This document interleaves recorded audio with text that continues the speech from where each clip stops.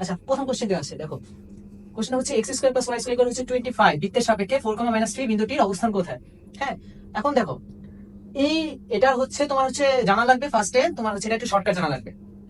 এখানে হচ্ছে আমার শর্টকাটটা হচ্ছে তোমার, যদি সাপোজ এই বিন্দুটা, হ্যাঁ এটা হচ্ছে যে বিন্দুটা দেওয়া আছে, এটা যদি এটার স্কোয়ার ফোর মানে হচ্ছে x1 স্কোয়ার প্লাস y1 এর স্কোয়ার যদি আমার ব্যাসার্ধের যে স্কোয়ারটা আছে সেটা থেকে যদি আমার লেস হয়, তাহলে হবে কি বিন্দুটা হচ্ছে বৃত্তের ভিতরে।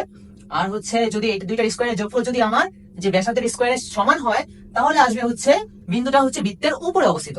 আর যদি এটা হচ্ছে গ্রেটার দেন হয়, ব্যাসার্ধের স্কোয়ার যদি গ্রেটার দেন হয়, তাহলে সেটা হবে বৃত্তের হচ্ছে বাইরে অবস্থিত। এখন আমরা দেখি ক্যালকুলেশন করে দেখি আসলে কি আছে। এটা হচ্ছে তাহলে x1 স্কোয়ার হচ্ছে হবে কত, তাহলে হচ্ছে 4 স্কোয়ার প্লাস y1 স্কোয়ার হবে হচ্ছে -3 স্কোয়ার। হ্যাঁ, এটা আসতেছে তাহলে কত, 16 প্লাস 9 হচ্ছে 25।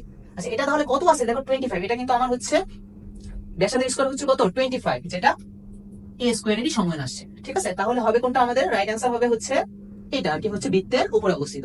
ঠিক আছে।